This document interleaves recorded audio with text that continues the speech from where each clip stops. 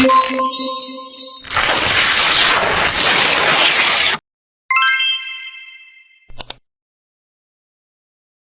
dari kelompok 1 akan membacakan materi kita yaitu Porifera.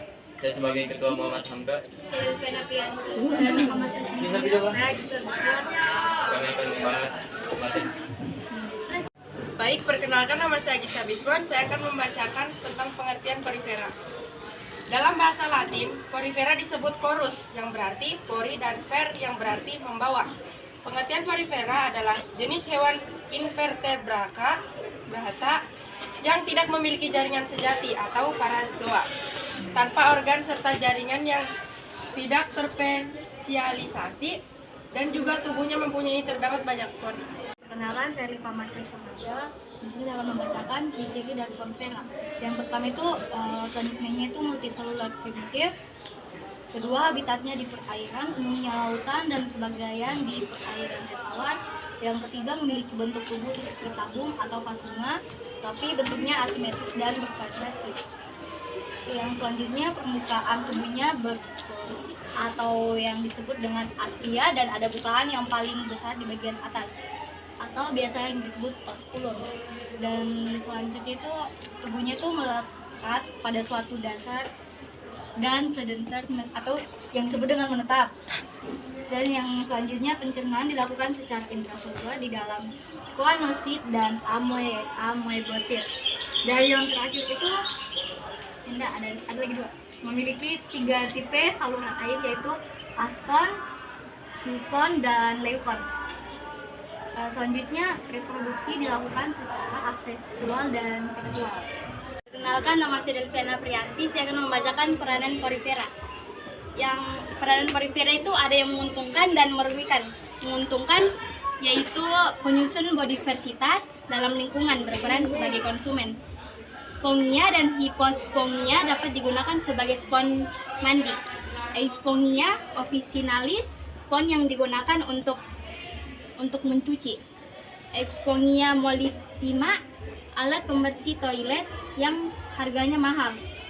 Yang kedua, merugikan. Dapat merugikan peternak, karang, dan tiram karena melubangi dan merusak kulit kerang. Selanjutnya saya akan membacakan klasifikasi dari porifera. Klasifikasi porifera itu ada 3 kelas. Yang pertama itu kelas Calcata, kelas Hexatinellida, dan kelas Demospongia. Kelas Calcata itu adalah kelas porifera yang spikulanya terbuat dari bahan karbonat. Koanosit yang besar hidup di laut bangkal. Contohnya itu seperti Shiva, Rentia, Leucosonia. Dan yang kedua itu ada kelas Hexatinellida. Hexatinellida ini kelompok porifera yang terbentuk dari silikon dan terbentuk phreaton.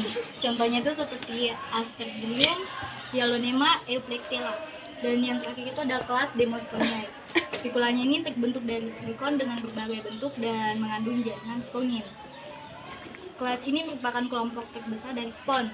Contohnya itu seperti Sudorit, Cleona, Microcleona, Spongia, dan Spongia. Selanjutnya saya akan membacakan struktur tubuh porifera.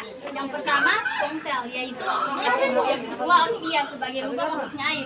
Yang ketiga, osculum sebagai lubang keluarnya air. Yang keempat, dinding tubuh tersusun atas 2 lapisan sel, yaitu lapisan luar sel pinakosit sebagai pelindung dan lapisan dalam sel koanosit yang berfungsi mengalirkan air, menangkap dan mencerna bahan makanan. Di antara pinakosit dan koanosit terdapat lapisan non-seluler atau mesohil yang berupa protein bergelases, yaitu arkosit, skleroblast, dan amebosit. Yang kelima, spikula berfungsi menyongkong tubuh porifera. Spikula memiliki berbagai macam bentuk sesuai dengan jenis porifera.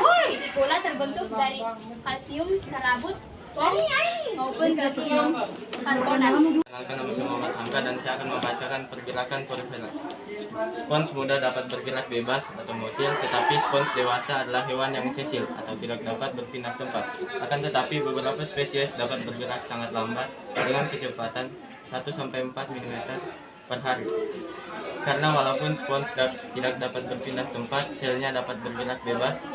Beberapa spesies dapat kempiskan tubuhnya dan ada juga yang dapat membuka tutup osculum dan ostium. Sekian dari hasil presentasi kami mengucapkan terima kasih dan wassalam.